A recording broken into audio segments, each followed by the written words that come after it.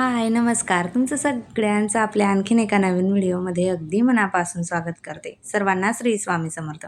तुमचा सगळ्यांचा आजचा दिवस खूप छान, मस्त, आनंदाचा आणि आरोग्याचा जावो अशी स्वामींच्या चरणी प्रार्थना करते आणि आजच्या व्हिडिओला सुरुवात करते. कशा आहात तुम्ही सगळ्याजणी? खूप छान, मस्त आणि मजेतच असणार.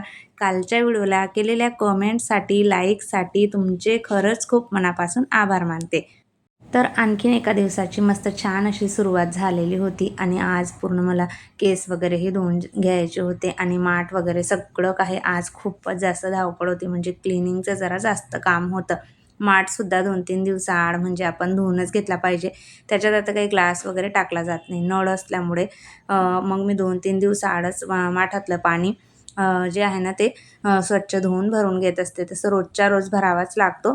पण 2-3 दिवसाआड स्वच्छ करून घेत असते माठाला आणि भरून घेत असते. म्हटलं सकाळीच सगळ्यात आधी आपण माठ भरून घेऊयात, कारण दिवसभर मग थंड पाणी नसतं त्याच्यामध्ये, त्यामुळे पटकन थंड पाणी होईल.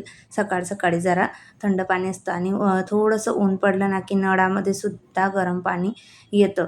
त्यामुळे जरा लवकरच माठ वगैरे स्वच्छ करून धुवून घेत असते आणि 2-4 दिवसातून माठ धुवावाच लागतो. नाहीतर वरती सुद्धा ना माठाला असं पांढरा एकदम थर असा क्षार असतात ना पाण्याचे, ते बसून जातात. त्यामुळे 2-3 दिवसाआड हे क्लीन करूनच घ्यावं लागतं. त्याच्यामध्ये मी एक तांब्याचा जो छोटा ग्लास आहे ना माझ्याकडे, तो मी टाकून ठेवत असते. कारण तांब्यातलं पाणी पिलेलं ना तांब्याच्या भांड्यातलं चांगलं असतं. त्यामुळे मग एक ग्लास त्याच्यात टाकते मी पाण्यामध्ये आणि वरून आपलं जे केंद्रामध्ये आपल्याला पिरॅमिड वगैरे भेटलेलं असतं ना, ते ठेवलेलं असतं माठावरती.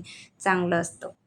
सकाळी वातावरण जरा व्यवस्थितच होतं आणि अचानक 9:30 वाजेला ना असं पावसासारखं वातावरण झालं आणि थोडंसं नॉर्मल पहिला पाऊस जो आहे ना, तो आलेला होता. जास्त नव्हतं, थोडंसं म्हणजे 5 एक मिनिटच फक्त पाणी पावसाचं आलेलं होतं. बघा तुम्ही, पूर्ण जमीन ओलीही झालेली नाही आहे. असं थोडाफार पाऊस आलेला होता.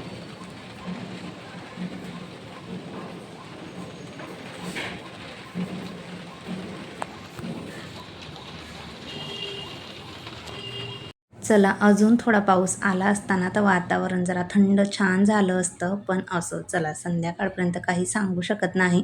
पण आता आम्ही ना जेवायला तिघीच जणी होतो, तर मग वेदूने आज खिचडी बनवली होती. आम्ही तिघी असलो ना आणि खिचडी जर बनवायची असली ना, तर मग ती आवडीने बनवते. तिला आवडतं खिचडी बनवायला. मग तिने आज मस्त छान अशी खिचडी आमच्या सगळ्यांसाठी बनवली होती. त्यानंतर मग आम्ही किचन वगैरे त्यावरचा जो काही पसारा होता ना भांड्यांचा, ते सगळं काही आवरून घेतलेलं होतं. एकदाचं सकाळी मस्त छान किचन वगैरे आवरून झालं ना की जरा फ्रेश वाटतं. तर स्वयंपाक झाल्याच पूर्ण किचन मस्त छान असं क्लीन करून घेतलं, धुवून घेतलं आधी स्वच्छ आणि पुसून घेतलेलं होतं. त्यानंतर आपले जे काही रोजचे आपण किचनमध्ये वापरतो ना, ते रुमाल म्हणा, कापड म्हणा, काही जे वापरत असलो ना आपण किचन पुसण्यासाठी, तर ते 8 ते 10 दिवसातनं आपण गरम पाण्यामध्ये ना ते कापड टाकून दिले. थोडंसं आपण कपड्यांसाठी डिटर्जंट वापरतो किंवा लिक्विड वापरतो, ते थोडं टाकून ना गरम पाण्यामध्ये ते जर आपण टाकून ठेवले ना कापड, छान मस्त स्वच्छ निघून जातात. एखादा तास जरी गरम पाण्यामध्ये टाकले तर पूर्णपणे, आता हे जे नवीन येतात ना किचन वगैरे पुसण्यासाठी कापड, जे डीमार्टमधून मी आणत असते, काही दिवसानंतर असे काळसर होऊन जातात किंवा आपण उष्ट वगैरे असतं बऱ्याच वेळेला, ते पुसून घेत असतो, तर ते कापडांचा वाससुद्धा येतो. तर 8-10 दिवसातनं गरम पाण्यामध्ये थोडंसं डिटर्जंट टाकून जर ठेवलं, मस्त छान निघून जातात आणि वासही येत नाही, क्लीन होऊन जातात. असे काळसर झालेले असतात ना, ते सुद्धा निघून जातं आणि स्वच्छ जरा हातात म्हणजे पुसायलासुद्धा आपल्याला बरं वाटतं. तर 8-10 दिवसातनं गरम पाण्यात मी अशा पद्धतीने त्यांना टाकून ठेवत असते. बाकीची थोडीफार आपण कामं जोपर्यंत घरातली आवरतो ना, तोपर्यंत ते भिजून जातात सहज आणि नंतर पटकन नुसते पाण्यातून जरी काढून घेतले ना आपण, 1-2 वेळा पिळून घेतले ना, तरीसुद्धा पटकन क्लीन होऊन जातात. तर चला, त्यानंतर ही देवांची जी काही भांडी मी घासून वगैरे ठेवलेली होती ना, पितळेची, तांब्याची गडू आहेत, तांब्या ज्याला आपण म्हणतो, ती मला रोज आम्हाला मंदिरात जायला किंवा देवघरामध्ये देवपूजेला असे लागत असतात. तर ती पण 2-3 दिवस झाले की घासून वगैरे ठेवावीच लागतात. नाहीतर त्यांचा रंग पण खराब होऊन जातो, व्यवस्थित दिसत नाहीत ते. त्यामुळे ते सगळे आज घासून घेतलेले होते. देवांची प्लेट वगैरे जे काही थोडंफार होतं, दिवे वगैरेही घासलेले. पण सकाळी देवपूजा झाली ना, तेव्हा दिवे मी लगेच लावून दिलेले ना, तर तेव्हाच पुसून घेतलेले होते. आणि त्यानंतर काही 2-3 डब्बे राहिलेले होते घासायचे. पूर्ण किचनची डीप क्लीनिंग तर झालेलीच आहे. तुमच्यासोबत मी व्हिडिओ शेअर केलेलाच होता आता मागे गावाहून आल्यानंतर अलिबागवरून आम्ही फिरून वगैरे आलो तेव्हा. तर हे 2-3 डबे राहिलेले होते कारण ह्या मोठ्या डब्यामध्ये ना माझी पिठं वगैरे असतात त्याच्यात, तर तो तेवढा राहिलेला होता आणि हे 2 डबे राहिलेले होते घासून घ्यायचे. तेही सकाळी घासून वगैरे इकडे नित्रवण्यासाठी ठेवून दिलेले होते. ते पुसायचे राहिलेले होते, तर ते व्यवस्थित असे पुसून घेतले. हे जे डबे असतात ना पिठाचे म्हणा किंवा कशाचे, जेव्हा त्याच्यातलं साहित्य संपलेलं असतं ना, तेव्हाच मी ते डबे व्यवस्थित असे क्लीन करून घेते. म्हणजे ज्यावेळेस आपण डीप क्लीनिंग करतो ना किचनमधली, तेव्हा आपल्याला त्यांची क्लीनिंग नाही जरी केली ना तरीसुद्धा चालते किंवा ते जास्त खराबही झालेले नसतात. त्यामुळे डीप क्लीनिंग करताना काही आपल्याला मग जास्त क्लीनिंग करायची गरज पडत नाही किंवा हे डबे नाही जरी आपण क्लीन केले ना तेव्हा तरीसुद्धा चालतं. जसं साहित्य त्याच्यातलं संपलं, धान्य वगैरे काहीही, तेव्हा क्लीन करून घेतलेले असले तर. तोपर्यंत आपले जे काही किचन टॉवेल वगैरे जे नॅपकिन मी भिजत घातलेले होते ना पाण्यामध्ये, गरम पाण्यात, तर ते व्यवस्थित असे छान मस्त भिजून गेलेले होते आणि ते स्वच्छ करून घेतले. नुसते साध्या पाण्यातनं आपण काढून घेतले ना आणि जास्त खराब असले तर एखादा ब्रश वगैरे लावला तर लगेच क्लीन होऊन जातात. तर ते 2-3 वेळा मस्त पाण्यातनं काढून घेतले आणि स्वच्छ धुवून घेतले. आता पुढचे 8-10 दिवस काही टेन्शन नाही. पुढचे 8 ते 10 दिवस असेच्या असे राहतात. नंतर थोडेसे काळसर परत आपल्याला वाटायला लागले की परत पुन्हा स्वच्छ करून घेऊ शकतो. डब्यांमधलं साहित्य जे होतं ना ते त्याच्यामध्ये भरून ठेवायचं होतं. आणि आपला किचन टूरचा व्हिडिओसुद्धा लवकरच येईल. करायचा प्रयत्न करणार आहे मी, कारण आता खूप दिवस झाले म्हणजे कमेंटही आहेत की होम टूर शेअर कर. होम टूर तर अजून शक्य नाही आहे, पण किचन टूर मात्र तुम्हाला लवकरात लवकर द्यायचा प्रयत्न जो आहे ना तो मी करणार आहे. जेवढं शक्य होईल ना तेवढी लवकर मी तुम्हाला किचन टूर देणार आहे. तर आता कारण भरपूर दिवस झाले, माझंही चालू आहे. आता माझी इच्छा आहे की चला आता एक किचन टूर मस्त छान अशी तुमच्यासोबत शेअर करूयात.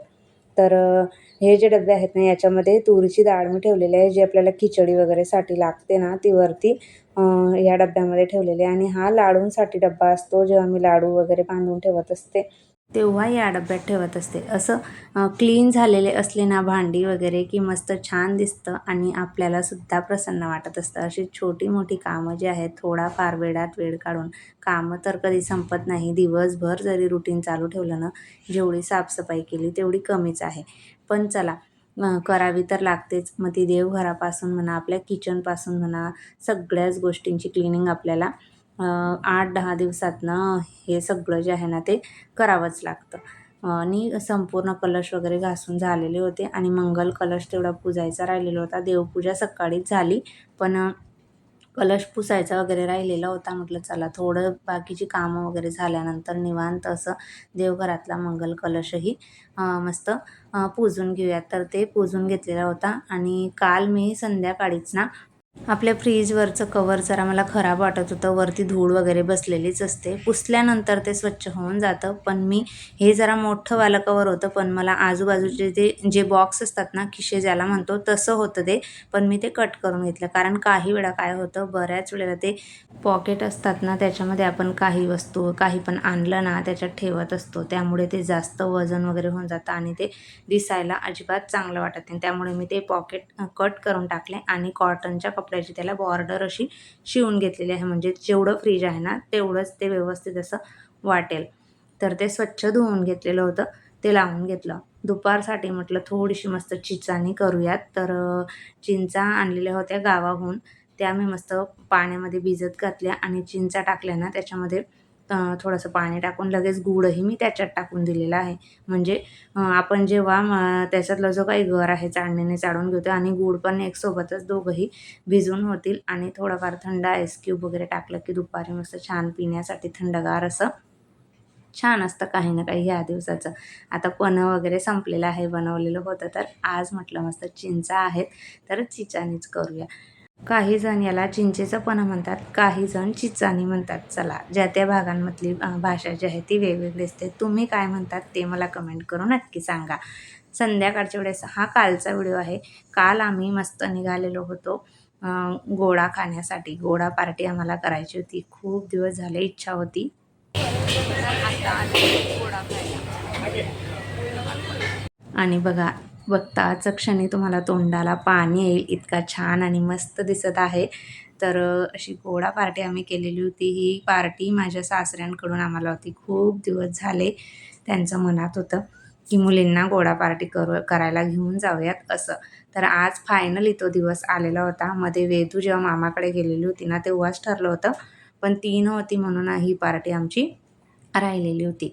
इतका छान मस्त लागत होता ना, तर कायच सांगू तुम्हाला. चला, मस्त अशा छान गोड्यासोबत मी माझा व्हिडिओचा एंड करते. ताईंनो, तुम्ही कधी असा हा गोडा खाल्ला आहे का? तेही मला कमेंट करून नक्की सांगा. खाल्ला असेल तर. चला, मी व्हिडिओचा एंड करते. कसा वाटला ते कमेंट करून नक्की सांगा. आवडला असेल तर लाईक, शेअर, सबस्क्राईब नक्की करा. श्री स्वामी समर्थ.